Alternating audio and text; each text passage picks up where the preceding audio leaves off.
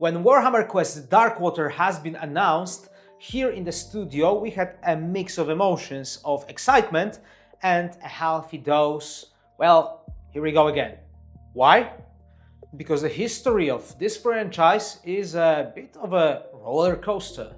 You have the absolute gold standard with Blackstone Fortress, and then you have the massive PR disaster, which is Cursed City. Back then we asked this question: is Darkwater a return to the glorious form or another FOMO nightmare? Well, the game released a while ago. In the meantime, we finished those minis for one of our clients. I painted some of my personal minis. I played a lot of games, and here in the studio we played a full campaign. So we think we have an answer to that question.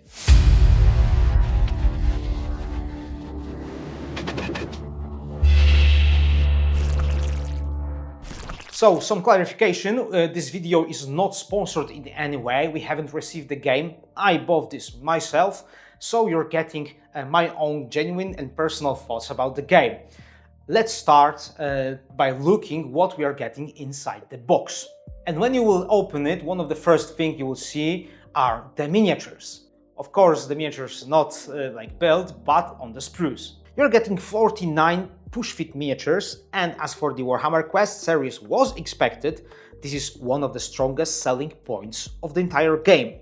The miniatures are great, were easy to assemble, and were a treat for us to paint.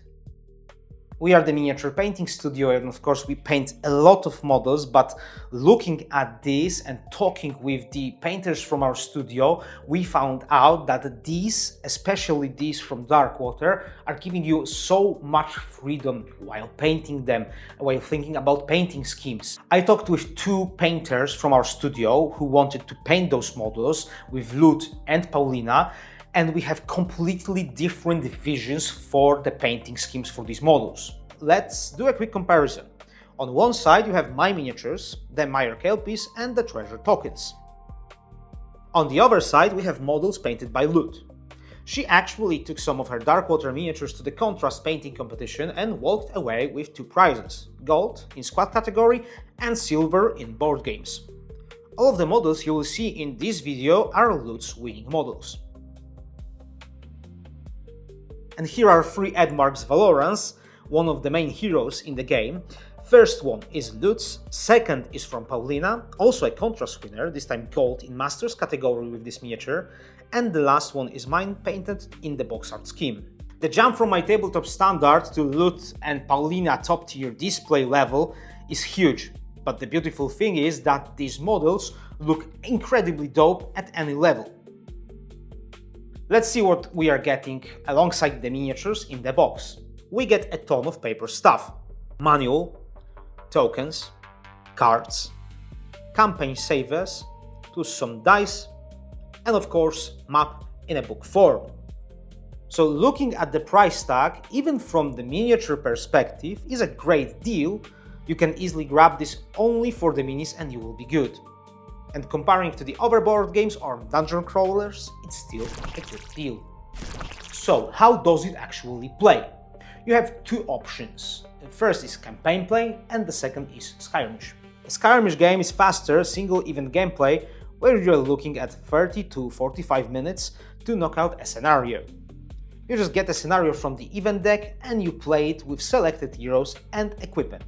And that's it, but the main dish of the game is a campaign which takes 15 to about 20 hours to complete, maybe a little longer if you need to repeat some scenarios. The campaign is split into three main acts. The cool part is that the event cards and rewards for the later acts stay completely sealed until you finish the previous one. Every time you clear the event, you're getting some reward cards to build your characters, and at the end of the act there is of course a boss to fight. You start by fighting Shaman Fullhoof, then you move on the Belgad Cistwitch, and you finish the main run against Gelgast Past. There are three types of cards: encounters, which are played on the map, event cards, which are narrative situations on which the heroes can do something and there are consequences, and rest side cards where heroes can heal and exchange equipment. To play a campaign, you shuffle the campaign deck and choose 14 cards from it to create a campaign deck, adding one from 3 boss encounters at the end. Then during the campaign play, you take 2 from that deck, choose one, and just do it. And you get that equipment, as I said before, from resolving the encounters, and that's a main way to evolve your characters. The encounters are pretty simple to set up. Every card says how exactly you should place enemies, your heroes, and what are victory and defeat conditions. Your heroes have 3 types of action during gameplay, and they use energy to do them. The thing is, to get that energy, you need to sacrifice one of the action cards. After sacrificing one action card, you have the rest too, so you have to choose your course of actions wisely.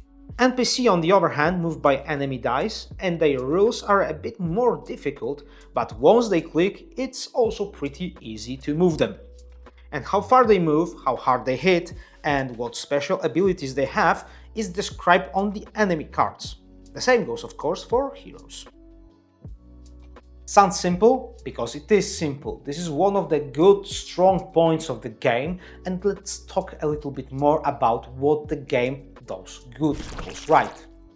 The Warhammer Quest Darkwater is a great entry point to dungeon crawlers, board games, a little bit more complex board games of course, and miniature games. The rulebook isn't huge, actually half of the actual rulebook is the lore and fluff to read. The activations of the heroes are pretty straightforward, the movement of the enemies take a little to learn, but it clicks pretty quick. Second strong point, solo play is surprisingly good, but running this with 2 players is the absolute best way to experience the Jade Abbey. I also want to praise here the narrative system and the early support which the game received. The fluff on the cards is great to read, and Games Workshop even dropped White Dwarf articles and gave us some more heroes to play from 3 factions: the Flesh Eater Courts, Lumineth Realm Lords, and Idoneth Deepkin. Another great thing is the campaign save system, which in my opinion is brilliant. Being able to effortlessly pause your 20-hour campaign, pack it into the boxes and resume exactly where you left off works flawlessly. And finally, if you want to play the game again, you can do it, and the game heavily encourages you to do so, because the replayability is high. You start with 4 heroes, but you unlock different cards for them and actually find 3 more heroes during the campaign that you can use on your next playthrough. And as we said before, you are choosing from the whole deck card of campaign, you're choosing only 14 cards, and then you take 2 and resolve only one of them. So you're not even reading most of the cards and after that playing them. I finished 1 full campaign and I really want to return to Jade Abbey because there is so much more to uncover, so much more to play, and a lot of stuff to unlock as rewards. But sadly the game isn't perfect and it has some flaws.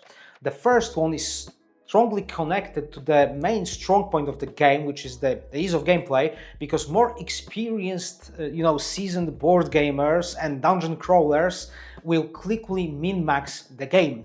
By the time my group hit Act 3, our heroes were so heavily buffed that we were taking down the hardest enemies in a single hit. It also felt that the game wasn't, play-tested fully, and some event cards need a very heavy tweaking. For example, the Hero Drove has a basic ability that is so overpowered, it literally breaks some certain scenarios. Well, this little guy can move through the walls, which every scenario has walls, and some of the scenarios use, walls narratively, and this guy can, just move through them. But on the other side, there is one specific boss battle that feels completely unwinnable if you don't bring him along. If you don't have a Drove in your squad or certain item that gives you the possibility which the Drove has, moving through the walls, you can't finish one of the 3 encounters with Shaman Huhuf with the boss of the first act. So do yourself a favor and read those cards fully. There is one which is unwinnable without the Drove. The next thing is, while 2 players is the sweet spot, scaling it up to 3 or 4 players just gets a bit boring. If someone at the table starts overthinking their movement, the downtime between your turns drags heavily. And lastly, the RNG is also unbalanced because everything relies on D3 or D6 throws. If you get a bad throw, the game punishes you very, very badly. But if you get actually a good one, when you land lots of hits, some crits, and if you get a lot of good equipment on your hero, you're blasting the enemy from the board. And there is nothing in between. If you get the mid throw, let's say like that, it will be bad throw or very good throw anyway. So yeah, that's it. So what is the final verdict? At the start of this video we asked the big question: is Darkwater a triumphant return to the Blackstone Fortress gold standard, or another cursed city FOMO nightmare? Well, it depends. Warhammer Quest Darkwater is exactly what it advertised itself to be: a fantastic, highly accessible entry point for people who haven't played many heavy board games or dungeon crawlers. Yes, there are mechanically deeper games out there, but if you want to enter the Warhammer universe, soak up some great lore and get miniatures that are fully compatible with an Age of Sigmar Maggotkin of Nurgle faction, this box is a must-buy. But does it dethrone the Blackstone Fortress? Right now in this state, no. It needs quite of a polish. The GW needs to throw some playtestings, throw some errata, and we are actually waiting as well for major expansion for the game, as the Cursed City and Blackstone Fortress got as well. So right now we are in this point where we are waiting for a bigger move from GW. And me personally, I had a blast playing the first two acts because I think the equipment and getting the gameplay, know the tactics, that was the part of that game. Act 1 and Act 2. Act 1 learning the ropes, Act 2 mastering the game.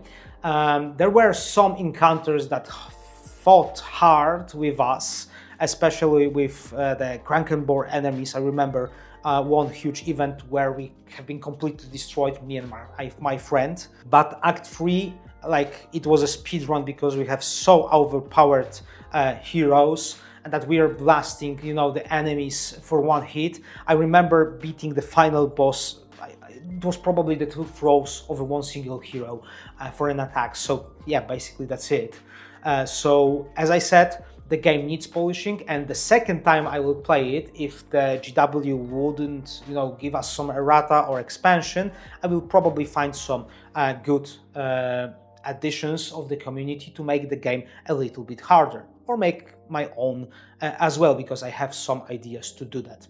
Games Workshop asked us to trust them with a new boxed game, and despite its mechanical flaws, I am genuinely glad that I actually did.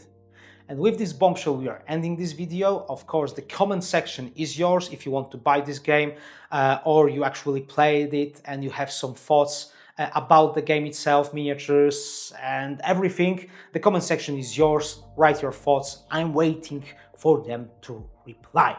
And if you watched the whole video up to this point, I need to thank you so much for your time. I hope it was a time good spent. See you on the next video. Bye!